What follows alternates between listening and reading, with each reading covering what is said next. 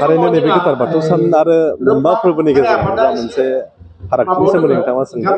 गिबि गिबियावनो आङो नोंथांमोननि चेनेलनि गेजेरजों सारा बर' माहारिफोरनि गेजेराव जाय बिथांमोना बाथौ सिबियो जाय बिथांमोनाबो बाथौ सिबिया बिथांमोन गासैबो बयनिसिमबो आंनो गोजोन गोथार बाथौ साननि गेजेराव गिबि गिबियाव आं बावो। गोथार बाथौ सान आरो फोरबो होननानै जोङो बुङोब्ला जा थाखानाय जा मोनबा फोरबो दङ मोनबा फोरबो नङाबा जा गोथार बाथौ सान जिहेतु आलादायै जों मोनसे फोरबो हिसाबै जों बुंनो हादों। दा बेयो एक्सुवेलि फोरबो हिसाबै नङा। दा बेयो मोनसे बर'फोरनि गेजेराव बे मोनसे गोथार बाथौ सान हिसाबै जायखौ जोङो बुंनो आलादायै दुलाराय बाथौ गौथुमा बिनि सायाव बेनो जा मोनसे बिनि सान्थौ आरो बिनि जा मोनसे गुमुर बेखौ जोङो नायनानै नायोब्ला फोरबो आरो जोंनि नैबे बाथौ साननि गेजेराव गोबां फारागथि जोंनि गेजेराव दङ। बे जाहैबाय गोथार बाथौ साना जोंहा आलादायै जे बेवहाय बर'फोरनि गेजेराव मोनसे समाव जाय मोनसे गोदोनिफ्राय जोङो बाथौ सिबियारि हिसाबै जों बयबो मिथिगौ बाथौनि जोनोम जारिमिना जोंहा गोबां गोलाव सम दङ। दा बेखौ जोङो सिगांनि समाव जों नायोब्ला बाथौफोरनि गेजेरावहा बाथौ सिबिनायनि उनावबो बाथौआरिफोरा माखासे जेनोखि आसार खान्थिफोरा गुबुंले जालांनो नागिरनाय जा मोनसे आसार खान्थिफोर दङमोन। बे आसार खान्थिफोरखौ फोसाबफिननो थाखाय जोंनि बर'फोरा फोथायबोनाय बायदि खुगा खुगा जों खोनाबोनाय बायदि जा सान्दो बावदिया बिथांनि जा मोनसे दैदेननायाव बा बिथांखौ जोङो माने बिथांनो फोरमायना गालांनाय खैना सान्थिया बुंलांनाय बायदि जोंनि बर'फोरनि गेजेराव जुदि जोङो फैसाने आवसारि जालांनो नागिरनाय माबा मोनसे जुदि माने धोरोमखौ लानानै दाङा हांगामा समाजखौ लानानै न'खर दैदेननायाव जुदि गाज्रि आबहावाफोर जायोब्ला बेफोरखौ जोङो मा खालामनो सुस्रांनो थाखाय आलादायै जों मोनसे मा खालामनो मा हायो जोङो गुरु माने बोराइ बाथौखौ जुदि नोंथांमोना संग्रियोब्ला बोराइ बाथौआनो मोनसे समाव गुरु महरै फैनानै नोंथांमोननि बे माने समाजखौ फोसाबनो थाखाय राहा लामानि दिन्थिफैगोन होननानै जोङो फोसावनाय बायदियै जोङो नैबे दिनैनि बे गोथार बाथौ सानावनो मागो दाननि नैथि मंगलबारावनो दिनै बे मोनसिंसिं बोराइयाबो बर'खौ समाजखौ मोजाङै सुस्रांनो थाखाय बिथाङा सनानि जांख्लाजों फैनानै मोनबा बादनि जोनोम बे बाथ्राखौ बिथाङा जोंनो जोनोम होनानै गालांदोंमोन। आरो बे जोनोमनि गेजेराव मोनबा बाद जोनोम जाखांनायनि उनावनो जोंनि गेजेराव जे बर'फोरनि जा मोनसे टाइटेलफोर बिमुंफोर बे बिमुंफोरखौ बिथांमोना माने होनानै जिहेथु जों बिमुंखौ जोनोम होनायनि गेजेरजों जोङो सोर माने बिमुं मोनगिरिफ्रा बबे बबेखौ खामानि मावलांनांगौ बेयाव 12था बिमुंनि जोनोमनि बाथ्रा बेवहाय बुंनाय जादों।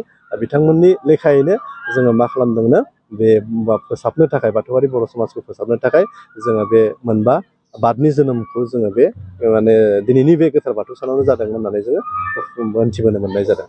गिबियावथ' जों नुबाय बांसिनै माने फरायसालिफ्रावसो दिनैनि बे गोथार सानखौ फालिबोबाय थादों। नाथाय देग्लाय एसे जुदा मानोना गुबुन गुबुन जायगाफ्राव जों नुबाय माने फरायसालिनि अनगायैबो बाथौ थानसालिफ्राव दिनैनि गोथार सानखौ फालिनायखौ बेयो मा मिसार थारैनो जोङो बेखौ फरायसालिफोराव एसे गायसनबोनाय जादोंमोन जे गोबाङा दिनैनि बे समावहा मानो नागिरदों सोरांनि गियान जिहेथु जोङो गियानखौ मोननो थाखाय जों सोरांनिफ्राय जों गिबियाव मोनदोंमोन हिसाबै जिहेतु सोरां आलारिया जिहेतु जुदि थायोब्लासो जोंनि गेजेराव जोंनि खोमसिखौ जों होखारनो हायो। बेबायदि जों मोनसे सानस्रिजों जोङो दिनैनि बे गोथार बाथौ सानाव जोङो गुबुन सरासतिखौ जोङो बावस्रायस्लाय जोंनि गेजेराव जोङो दिनैनि बे समावनो बे सोलोंथाइखौ लानानै जों मोनसे सेमिनारफोर जों फरायसालिफोराव जों खुंबोबाय थानाय जादोंमोन। बबेबा इउनिभारसिटि लेभेलाव बेखौ खुंबोनाय जादोंमोन। दा बेखौ जोङो गुबुन सान्थौखौ जों नायनानै नायोब्ला सिगाङाव जों बेखौ जों जारिमिनारि महरै जों माबोरै गायसननो हागोन बेखौ जों नायबोदोंमोन। बे स्कुल फरायसालियाव जाय सानस्रिखौ जोङो लानानै खुंनाय जादोंमोन फरायसाफोरखौ एवारनेसनि बाथ्रानो बेवहाय फैदों जे बेवहाय बबेबा मोनसे सरासति बावनायनि बाथ्रा बेखौ जों सिगाङाव एसे सावरायखानायबो जादोंमोन जे बियो जोंनि गेजेराव एसे लाइट जागोन। नाथाय बेखौ जोङो जुदि दिदोमै फसंनांगौब्ला मोनसे जों जारिमिनारि भाबै जों गायसननो नांथारगोन। दा बेवहाय जोङो दिनैनि बे समाव दुलाराय बाथौ गौथुमजों रायलायनानै सावरायनानै बेफोर मोनसे माखासे सानस्रिफोरखौ जों गायसनलांबाय थानाय जादों। आरो बेजों लोगोसे बेवहायनो जों गोथार बाथौ सानजों जारा फाला बिहामजो मंग्लिनि जा मोनसे जारिमिन बेखौबो जोङो जाबदेरनानै बारै गायसननो हायो बेनि सायाव सावरायनाय जादों। दा थारैनो जोंनि गेजेरावहा दान्थे बिदान्थेया गोरलै गोरलै बाथ्राखौ लानानै जायो। मालाबा समावहा माखौबा लानानै जायो। सोरबाया गुबुन मोनसे जुदि एंगेलजों नायोब्ला जोंनि गेजेराव जों दिनैनि बुंदों दाजाबथायारि नोजोरजों जुदि नायोब्ला जे मोनफ्रोमबो माने समाधाननि समयसानि समाधाना फैयो। जोंनि गेजेराव जोङो जे बे बबेबा मोनसे माबाखौ जुदि दानख'थाय नोजोरजों नायोब्लानो जोंनि गेजेरावहा बे दान्थे बिदान्थे गोबाङैनो फैगोन। नाथाय जों बेखौ जुदि खौसे लाबोनोब्ला जोंनो आं बुंदों जोंबो दिनैबो बुंनो नागिरगोन जोङो धोरोमखौ गिबियाव जोङो फोथायनो नागिरगोन। धोरोमनि दहाय लाग्रोनांगोन। जितु बयनिबो गेजेराव जों दिनै जुदि आध्यात्मिक सानस्रिखौ सिजौआरि गियानखौ जुदि होनानै होनो हायोब्ला जोंनि गेजेराव समाजनि गासै गाज्रि आबहावाफ्राबो जोबस्रांगोन होननानै आं सानो।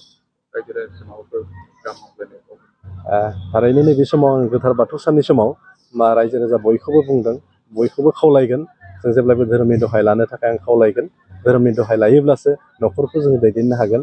न'खर मोनसेखौ दैदेननो थाखाय जिहेथु मोनसे जोङो सानफ्रोमबो जे जोंनि गेजेरावहा गावनि जेनेरेसनानो जोंनि मेन बेखायनो गावनि जोनोम माने जाखांनायनि उनाव जि मोनसे बिमा बिफानिफ्राय जाय गियानखौ जों मोनदांनो हायो गावनि जेनेरेसनखौबो जों गाव जितु जेनेरेसननि समाव जाय गियानखौ जों होलांगोन जों जेब्लायबो जोङो मोजां गियान जुदि होनो हायो अब्ला जों समाजखौ आबुङै दैदेननो हागोन गावनि न'खरखौ दैदेनलांनो हागोन अब्लानो समाजा मोनसे गोजोन आब्रुथि फैगोन होननानै आं बुंनो नागिरदों